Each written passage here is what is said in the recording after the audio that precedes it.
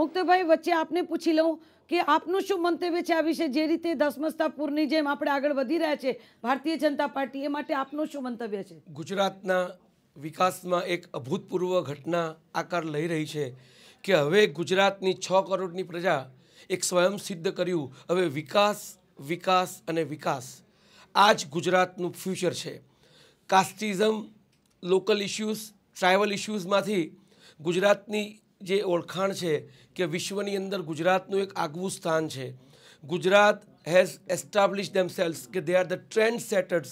અને આજે જે ભારતે પણ આ કરવાની જરૂર છે કે આપણી પાસે જે રિસોર્સિસ છે, જે એબિલિટીઝ છે, જે કેપેબિલિટીઝ છે, we can be number 1, we can be number in the world, and Gujarat is the real trend setter. મુક્તભાઈ, તમારું શું કહેવું છે આ માટે? જરા જણાવશો પ્લીઝ. નરેન્દ્રભાઈએ એવું સિદ્ધ કર્યું કે leadership is action, not the position, and a leader is one who leads from the front. આ બીજેપીનો વિજય એ ખરેખર અદ્ભુત, અદ્વિતીય, અકલ્પનીય, અવર્ણનીય અને અવિસ્મરણીય થઈ રહ્યો છે. મુક્તભાઈ, તમારું શું માનવું છે આ વિશે? બીજેપીની વિક્ટરી નરેન્દ્રભાઈનો હોંસલો એવું પ્રસ્થાપિત કરે છે કે मंजिलें उन्हीं को मिलती है जिनके सपनों में जान होती है. मंजिलें उन्हीं को मिलती है जिनके सपनों में जान होती है. पंख से कुछ नहीं होता, पंख से कुछ नहीं होता, हौसलों से उड़ान होती है, हौसलों से उड़ान होती है. આજે નરેન્દ્રભાઈની સભાઓમાં જે લોકોનો અભૂતપૂર્વ ઉત્સાહ જોવા મળ્યો એવું પ્રસ્થાપિત થયું કે દશા પર દાજનારાઓ ને દશા પર દૂજનારાઓ, દશા પર દાજનારાઓ ને દશા પર દૂજનારાઓ જીવનમાં નથી હોતા બધા ખુમારીથી જૂજનારાઓ. દશા તો છે સડક જેવી, દશા તો છે સડક જેવી ને સડક ચાલી શકતી નથી, પણ સડકને ખૂંદનારાને સડક ઝાલી શકતી નથી. આ ગુજરાતની પ્રજાએ એવું પ્રસ્થાપિત કર્યું છે કે નરેન્દ્રભાઈએ સડકને ખૂંદી નાખી છે. એનાથી ગુજરાતમાં એમનો પ્રેમ, એમનો વિકાસ, એમની લોકચાહના પ્રસ્થાપિત થાય છે. અને એટલે જ નરેન્દ્રભાઈ એવું કહી શકશે કે રફતા રફતા ખત્મ કર દૂંગા અંધેરો કા વજૂદ, રફતા રફતા खत्म कर दूंगा अंधेरों का वजूद, हर कदम पर रोशनी की बात करता जाऊंगा, जिंदा दिल हूं जिंदा दिली की बात करता जाऊंगा, आ गया हूं खुशी की बात करता जाऊंगा. અત્યારે બીજેપી લીડ કરી રહી છે અને જબરજસ્ત એનો વિજય કૂચ તરફ આગળ વધી રહી છે. એ વિશે આપનું શું કહેવું છે મુક્તભાઈ? અમદાવાદની અસ્મિતા, ગાંધીનગરની ગરિમા, ગુજરાતનું ગૌરવ અને ભારતનું ભાગ્ય એટલે ગુજરાતની પ્રજાનો વિકાસ આજે નરેન્દ્રભાઈ પ્રસ્થાપિત કરશે કે વાવીએ છીએ ક્ષણો, વાવીએ છીએ ક્ષણો, ઉગાડીએ છીએ વરસ, વાવીએ છીએ ક્ષણો, ઉગાડીએ છીએ વરસ, કેટલી જાહો જલાલી કેટલો સારો દિવસ, કેટલી જાહો જલાલી કેટલો સારો દિવસ. વાહ વાહ, ખરેખર તમે બે પંક્તિમાં પણ ઘણું બધું કહી દીધું. આજે ટુરિઝમ લો કે તમે એમ ઇન્ડસ્ટ્રી બીજી લો કે એની એજ્યુકેશન લો કે તમે કલાકાર જગત લો. આજે હું કલાકાર છું તો કહી શકું કે કલા જગત લો. તો તમામ અમિતાભ બચ્ચનથી શરૂ કરીને નાનામાં નાનો કલાકાર પણ અહીંયા આવે છે, કારણ કે અહીંયા સુરક્ષા છે, અહીંયા શક્યતાઓ છે અને અહીંયા નવી દિશાઓ ખુલી રહી છે. તો એ વિશે આપનું શું કહેવું છે મુક્તકભાઈ? આ શિક્ષણથી એવું પ્રસ્થાપિત થયું, the heart of education is the education of your heart. અને નરેન્દ્રભાઈ 6 કરોડની પ્રજાના દિલમાં વસી ગયા અને એમને એવું પ્રસ્થાપિત કર્યું આપણે ઉજવીએ એ જ ઉત્સવ, આપણે મળીએ એ મહોત્સવ. અને આ મબલખનો મેળો છે અને ફરીથી આપણામાં રહેલી ગુપ્ત, સુપ્ત અને સુષુપ્ત શક્તિઓને બહાર લાવવાનું જે કામ થઈ રહ્યું છે એ ખરેખર ભગીરથ કામ છે અને અવિરત ચાલવાની જરૂર છે. એટલા માટે કે Gujarat, we can prove that we have got miles to go before we sleep and we have got miles to go before we sleep. આજે Gujarat is the trend setter. Gujarat can be number and we can establish to the world that yes we have got the abilities, we have got the capabilities to rule the world. આ Napoleon માટે એવું કહેવાયું હતું કે he કેમ, હી saw and he કોન્કર્ડ.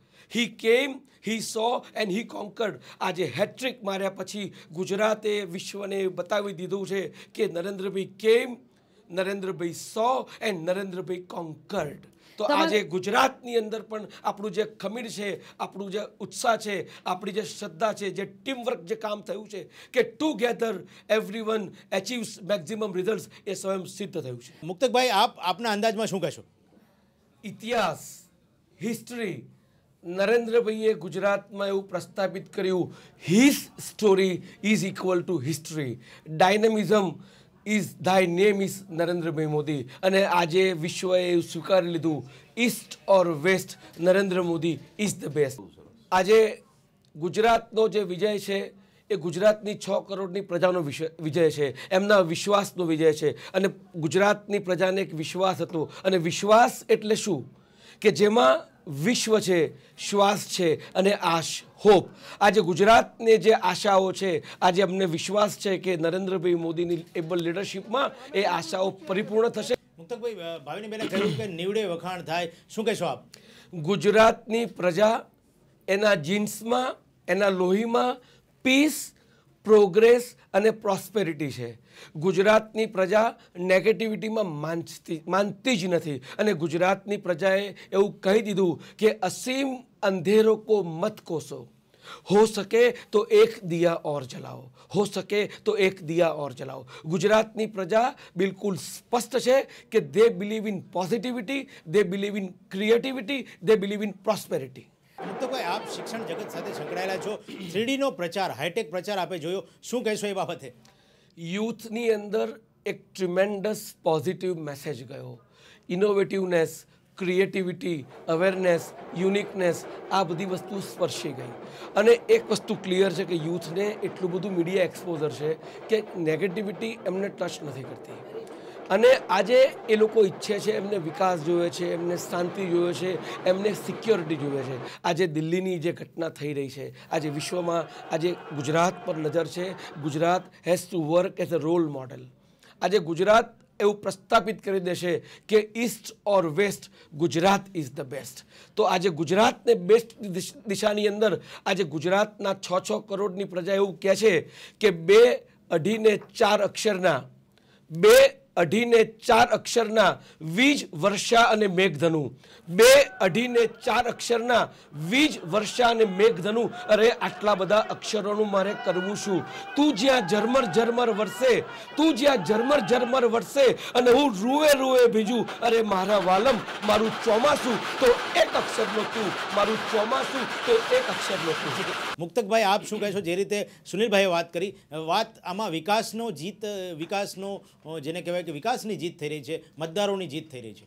આપણી પાસે સૌથી વધુ યુવા ધન છે, એ આપણી ધરોહર છે, એ આપણું ભવિષ્ય છે. ગુટકા પરનો પ્રતિબંધ, તમાકુ પરનો પ્રતિબંધ એ એમની ચિંતા, એમની લાગણી બતાવે છે કે મારે ભારતના અને ગુજરાતના યુવાધનને સાચવવું છે, મારે એનું સંવર્ધન કરવું છે. આ તમાકુથી વિદ્યાર્થીઓનું અને યુવાનોનું ભવિષ્ય બરબાદ થઈ જશે. આ તમાકુ જીવલેણ છે.